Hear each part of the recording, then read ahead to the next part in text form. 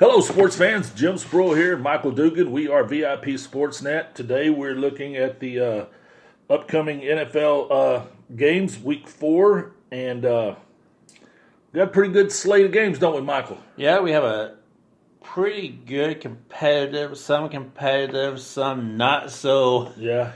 Feel sorry for the other team kind of games going on this week. Right. Let's start off with the Tennessee Titans going to Atlanta. Both of them are 1-2 coming into the game. Mm-hmm. The thing that stands out to me is what Matt Ryan's going to show up to the game. Throwing six interceptions. Which Marcus Mariota's going to show up. You're right. They're both streaky as all get out, aren't they? Ryan with over 6 touchdowns, and that's really high for him at this time. I mean, that's roughly averaging two a game. So, it's just, and in Tennessee, you do not know how the quarterback is what quarterback's going to show up. It's a Dr. Jekyll, Mr. Hyde thing going on the team. But the Titans always come out and they try to run the ball, and they're so ineffective when doing it. And then they get behind, and then the second half they start passing. It's so weird that Marcus Mariota's completion percentage and everything goes up in the second half. I mean, this ball control thing is not suitable for him. Go look at his first half stats versus his second half stats. It's like two different quarterbacks. Just let him air it out. That's what he's got to do. This is kind of going to be close. I don't want to say a make or break game for the Falcons, but dude, if they want to make the playoffs, they got to start winning at some point. Yeah, I mean, that division's really tight. I mean, all of them got losses. Yeah. So, Atlanta is favored by 4 going into the game, but I can see that. It just really, for me, it's like I want to pick Atlanta, but I just don't know which Atlanta team's going to show up. If it's the Atlanta team that showed up against the Eagles, yes, Julio Jones has definitely stepped it up this season. He has. Granted, he got paid, but that's another topic. But he's catching his 100 yards a game. Yeah, he's touchdowns. got 19 receptions for 265 yards. He's already got 4 touchdowns, 3 games. So he stepped it up. Jim, I am going to root for the Falcons this week. How about you?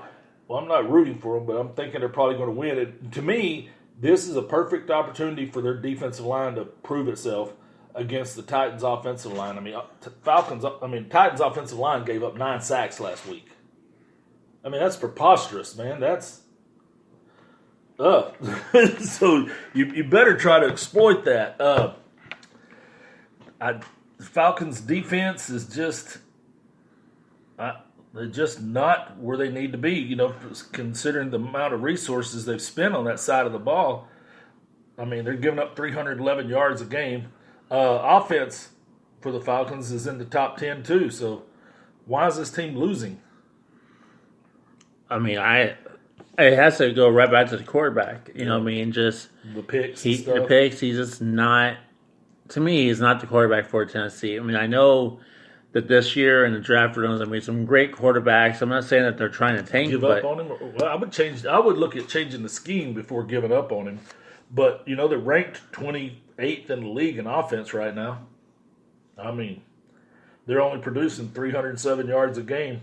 I mean, they're down there with the Bears, the Steelers, and Dolphins. I mean, that's a bad company to be in, you know. But the Titans do have 6th-ranked defense. So, but a lot of that is the type of games they try to play. They're not really in too many shootouts. They come out there and slow the pace down, and kind of hides your flaws a little bit. But I think the Falcons have too much firepower, with their receivers and Freeman. And I think they need to run Freeman more. I mean, Freeman is outstanding. I mean, his yards per carry this year is outstanding. But was he barely getting 16 carries a game or something like that? I mean, come on, man. You gotta give him the ball. Right. This guy's producing. So I'm picking Atlanta. Are you picking? I'm picking Atlanta on this one as well. So what other game would you like to go to?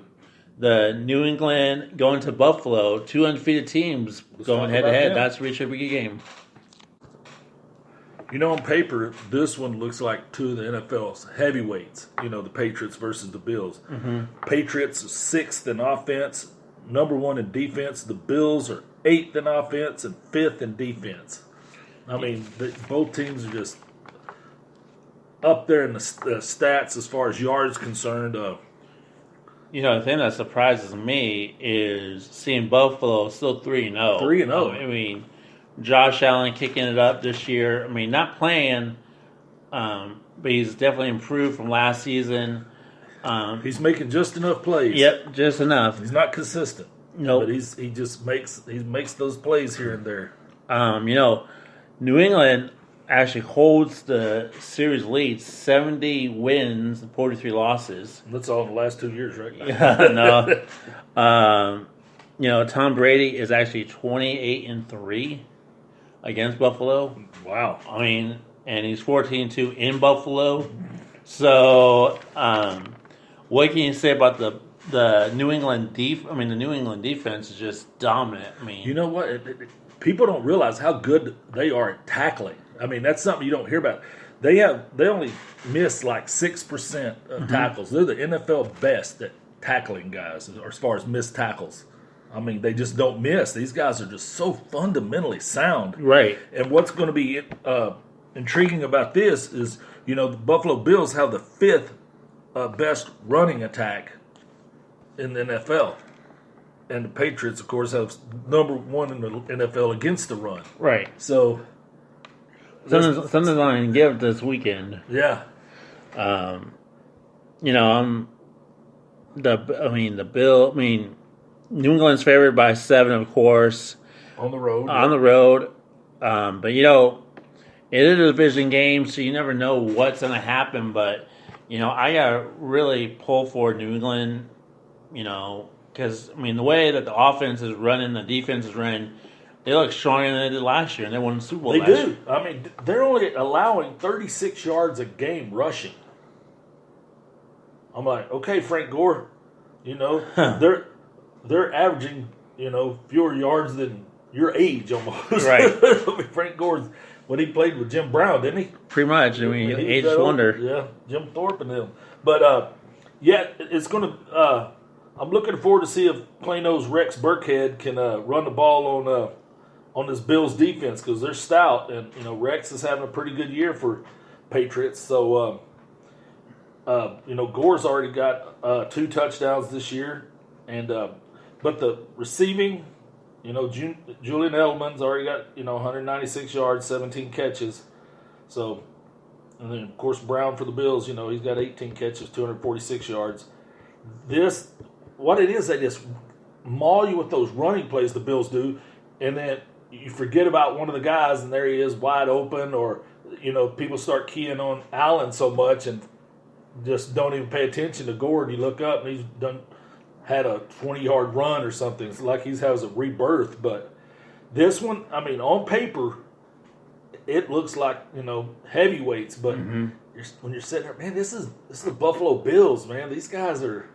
They win ugly. Right. Their offense is ugly, but it's efficient. I mean, what they do, they are just all they do is, like Al Davis says, just win, baby. Well, they've been winning, but they're stepping way up in class this week, and so are the Patriots, actually, because the Patriots hadn't played anyone. No. Everyone thought the Steelers were going to be something, but they weren't anything. So they've played the Jets and Dolphins too. So yeah, they've had an easier schedule than Buffalo. So this one's going to be a good test for both of them. Even we're going to see if the Patriots really are that good. I mean, they are the champions.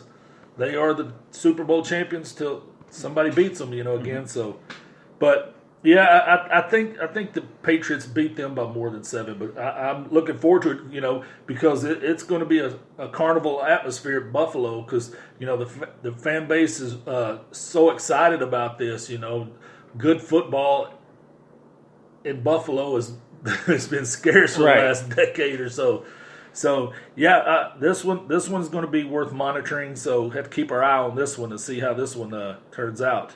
What's the next game you want to talk about? Kansas City going to Detroit. 3-0 KC, 2-0-1 Detroit. Undefeated teams. Yes. Yes, this one's going to be a battle of the unbeatens. So, Kansas City coming off that great win against the Baltimore Ravens last week, and Detroit 2-0. They beat the 2-1. Yep. Yeah, they beat the Chargers at home, which was really surprising, and the win last week against the Eagles. So that's two pretty good offensive teams. Yeah, Jimmy, you're telling me they're talking about. People are talking about how great the defense is for Detroit and where they ranked in the NFL. 23rd in yards. Yeah, so I don't. Okay, what are you calling great? Yeah, so Kansas City. Giving up 394 yards a game. Yeah, what's great about that? Yeah, so and the quarterback comparison. Stafford has done a lot better this year. He's not gone all crazy like he normally does. Right.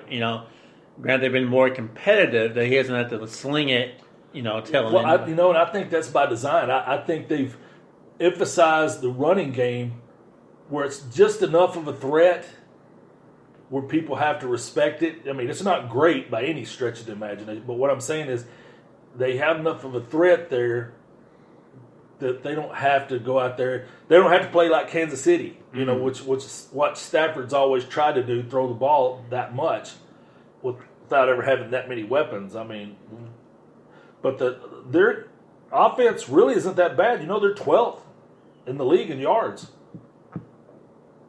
Like, okay, didn't figure that.